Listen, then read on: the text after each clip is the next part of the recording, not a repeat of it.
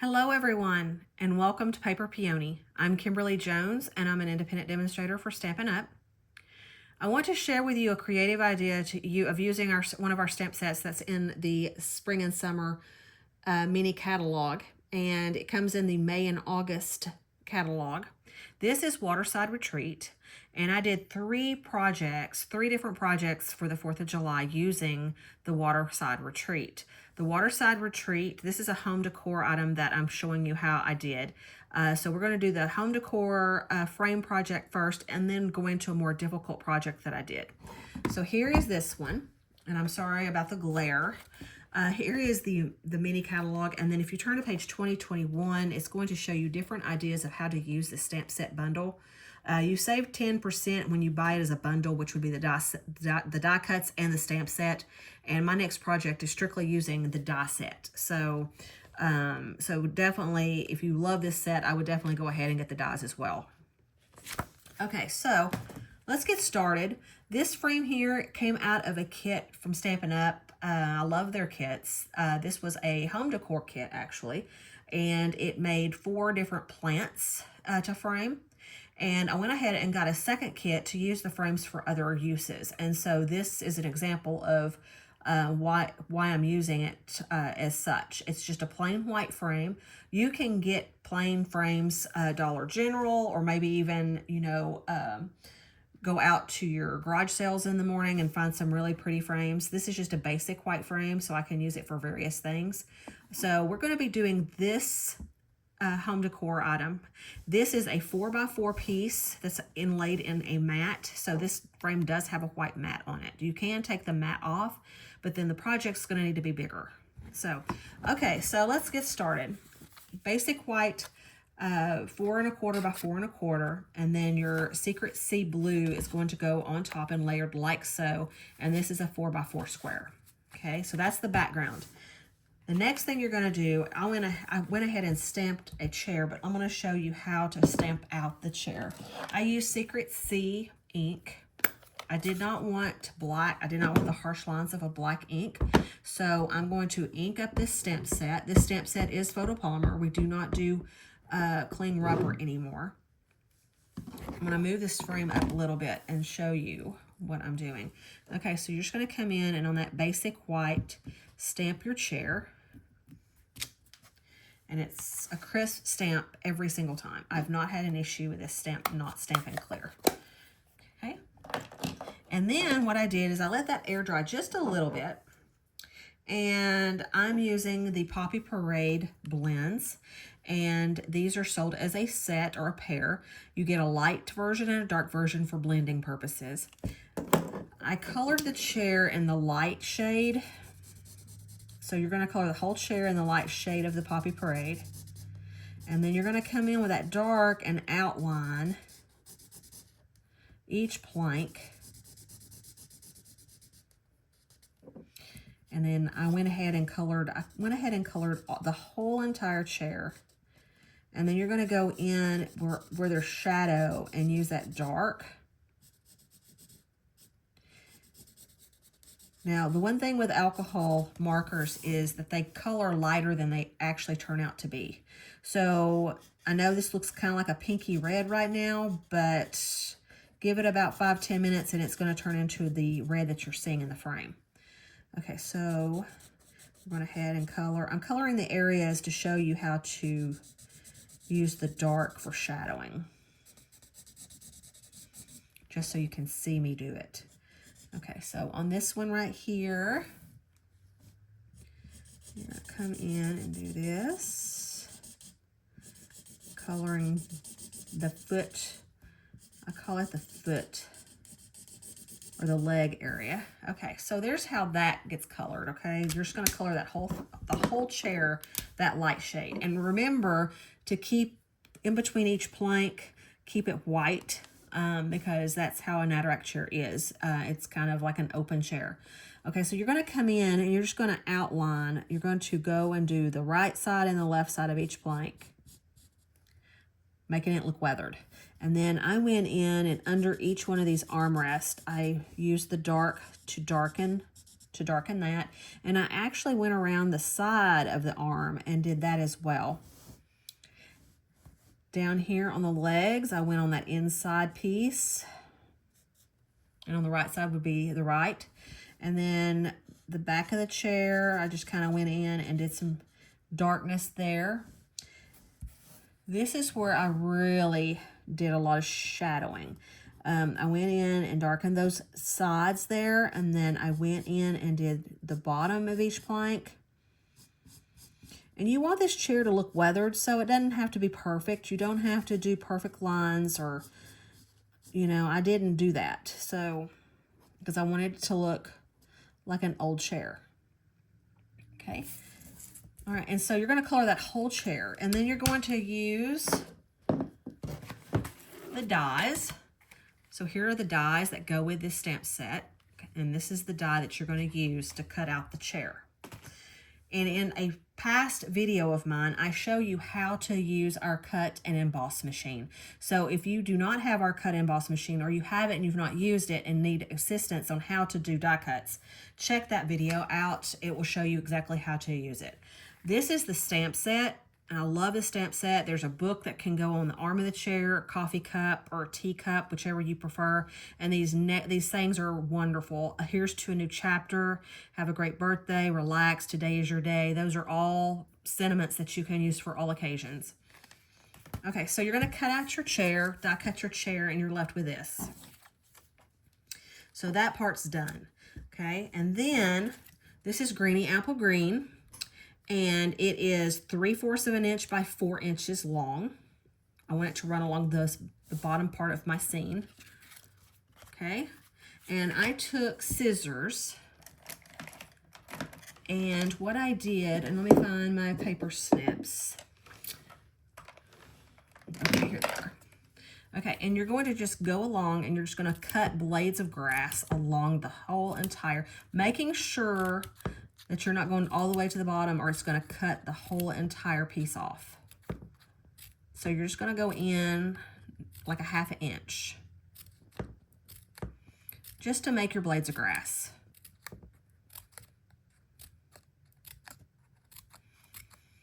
Okay, and then when you're done and you're happy with that, I see one is a little bit too thick. You can go in and make them thinner. Kind of ruffle them up a little bit. And then I took this, and I kind of wanted to make it kind of offset. I didn't want it to be straight across, so I kind of went in and cut off the tops like that to kind of make it look like a heel. I did not want it to be a straight edge. Okay, so there you're left with that. So there's your bottom. There's your grass. Now on this piece, there are fireworks stamp sets out there, but I didn't have one, so I'm going to show you how I created my fireworks. I took our gel pen that we have now, and it comes in a 2-pack. You get 2 of these. It's white gel, and you're just going to imagine a burst. Now, when I first did this, I used a pencil, and I lightly made my lines. That way, I would know exactly where to do my dots. But I'm going to just visualize this. So here is like the center. And then I'm just going to go all the way up in an angle. And then come out from that.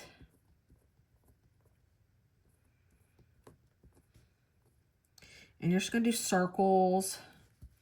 And you can go back and restructure them if you want. You know, if one's, you know, not as completely like you like it.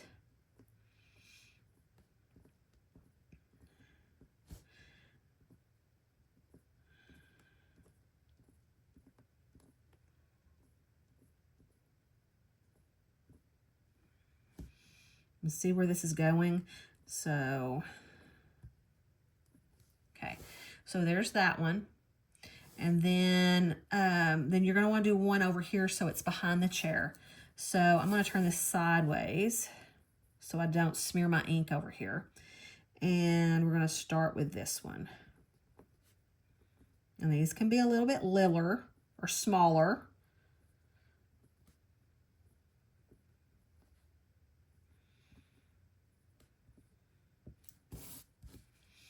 And then if it's easier to rotate your cardstock as you do it, then you can do that too.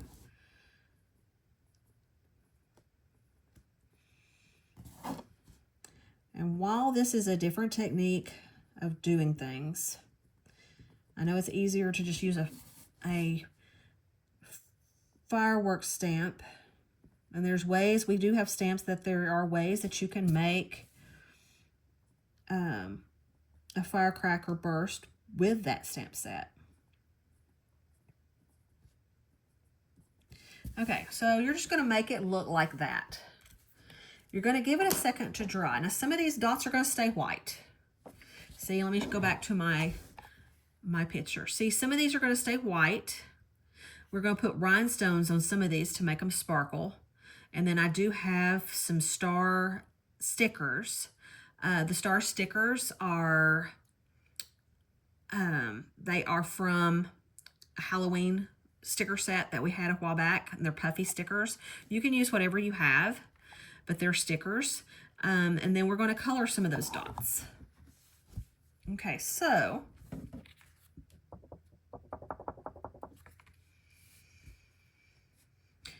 all right, next I'm going to use the Poppy Parade because I did color my chair Poppy Parade. Now you can go and do orange. Let's just do a different color. This is Timid Tiger.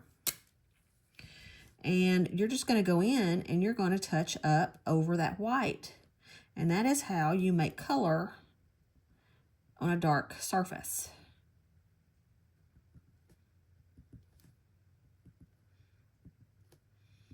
And you can make them any color you want.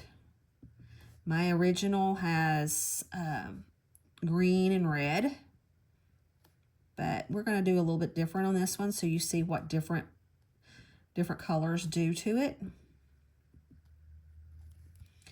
Okay, and we're going to leave that one with orange. We're going to come over here and do a little bit of orange on this one. But you're just going to color over those white dots.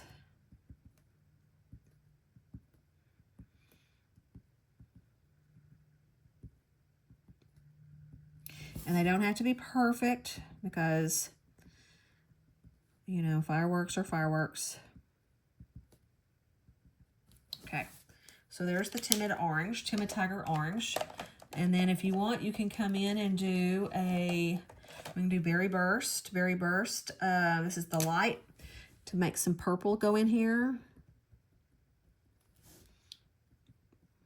This is going to be kind of a fun color. And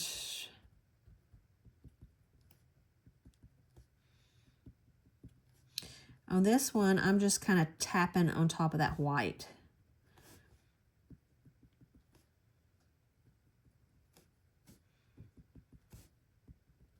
Like so.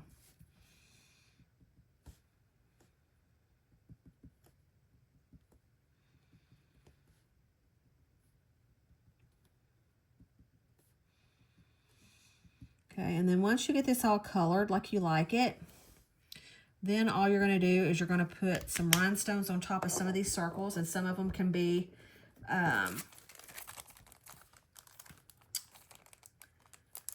on the white, some of them can be on the colors. These are our rhinestone basic jewels, and after searching low and wide for rhinestones, these seem to be the most sparkly rhinestones that I've ever seen, and they are self-adhesive, so when you peel them on, you can just stick them onto your project, and they're perfect for that. So let me find my tool that I use, and I'm going to use the little ones for this, and I'm just going to go in and I'm just going to stick these down. And you put on here however many you feel like you want. I mean, some prefer to have a lot of bling, some may not. And it's just up to you as to how much you want on it.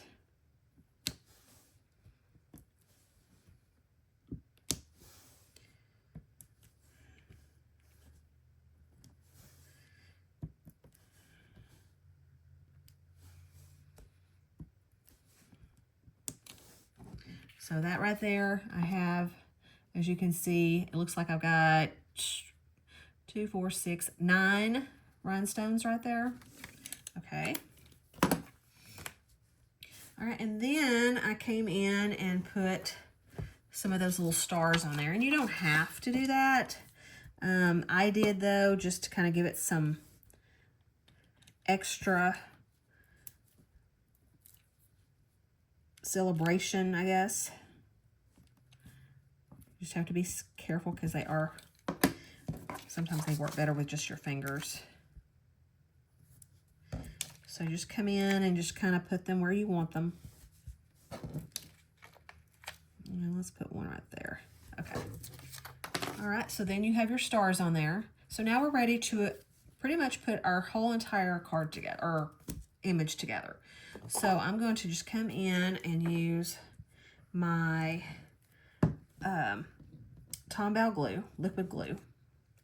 And you're only going to put glue on that bottom, not on the blades, okay? Not on the blades of grass.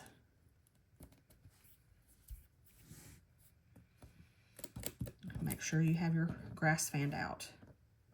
Okay, and then I'm going to use dimensionals on my chair.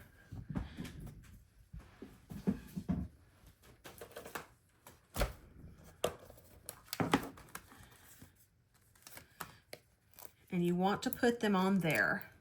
You want to put your pop dots pretty much, or dimensionals, everywhere on this back so you don't have any sagging areas, because being that this is a home decor piece, with it being framed and being stored and brought back out, you want to make sure that it's not going to sag anywhere over time. And you can shape these dimensionals by just trimming them however you want them. And so, like, see right here, I'm going to want a really skinny piece to go on the legs of the chair. So I just cut a piece to fit right there on that leg.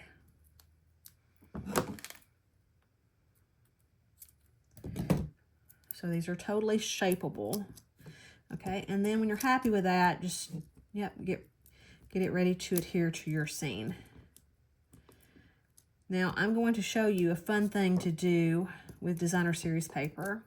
I wanted to put a blanket on the back of this chair, and we have in this Waterside Retreat paper, designer series paper, that goes with the bundle or coordinates with the bundle. You can use the striped designer series paper. Let me show you. So on the back of one of these papers is a stripe. So like right here, this is one of the papers that come in this suite. There's a whole bunch of scenes on here, which we're going to be using. But on the back side, it's the stripe. So I use the stripe to make a blanket. And this is cut to 7/8 of an inch wide by 2.5 inches long. And what you're going to do is you're just going to kind of fold it in half and loop it around that chair. Okay, but before you do that, I'm going to show you how to do the tassels that you're seeing there. Okay, so we're going to use the white linen thread for this, and then you are going to use a double-sided tape or a strip tape that is really thin.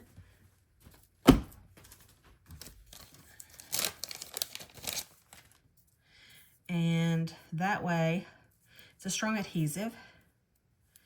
Okay, so you're going to just put that along the bottom and trim it off. Then once you have that trimmed, you're just going to peel it off. This is a very simple way of doing this, and in a future project, we're going to be doing the same thing. So what you're going to do is you're just going to take this and you're going to bring it to that line of the tape, all the way to the bottom where you want your end to go to your threads, and trim and cut. And you're going to go all along the bottom doing that. This usually does not take very long to do this. You just keep, because this tape is so sticky, you don't have any friction with the thread. Obviously, the closer you go in with your threads, the less visual on the tape. You won't see the tape. But you're just going to go clear across here with this linen thread. Once you get it done, then you can go in and trim it to where all of them are the same. And you're going to want to trim it off to make it look kind of ruffled or aged. Okay, and I'm just going to do one more. Okay, so now that we have that, okay, we have it all like that. You're just going to go in and kind of fluff it up a little bit. See how it's breaking, the fibers are breaking. And it's looking like a blanket. Okay, and then I'm going to come in, and those last ones that I did, they're kind of long. Okay, so now that you have that done, you're going to kind of fold this strip in half. And I just used the front side to glue it down to the front of the chair. So you can tuck this behind the chair, and you probably should have done this before putting all the pop dots on here.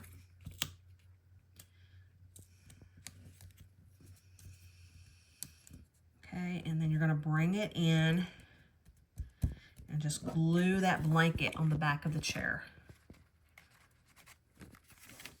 Okay, and then you're ready to glue this on the back of, or on the top of the white.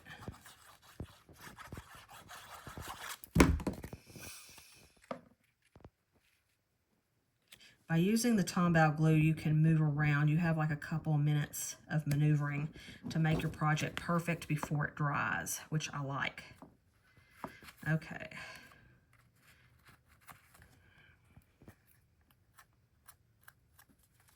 Okay, so then you have that piece. Now, with this is a white mat, and what I did is I stamped the Celebrate on the white mat. But another stamp, this is a really old stamp that we used to have. There is another one, in any stamp set you have, you can use celebrate the season. We had a Christmas stamp set called Delicate Pines, and I think it's still on the last chance list. But here it says celebrate the season, and I think that would be a perfect one as well to put on here. And you can see, kind of see what it would look like right here. If you were to stamp it, you could center it and stamp it in the Secret C, and it would look great. But I have the Celebrate here, and I've already stamped my mat, but that's what you would do, is stamp a saying down there with Secret C, and then mount it in your frame. So this is how this turns out. And here is the one that we just did. And see, with this one, I didn't do pencil marks, so I don't have to worry about pencils. But here you can see where the eraser kind of messed up a little bit, left some residue. So you can eyeball it and do just as well with it probably. So, but that's the home product, or the home decor item I have for you for the 4th of July this year. I hope you enjoy it. I hope you give it a try. And the second video is going to be using the dies to this bundle, and we're going to do a quick and simple card with it. So I hope to see you in the next video. Have a great day. Bye-bye.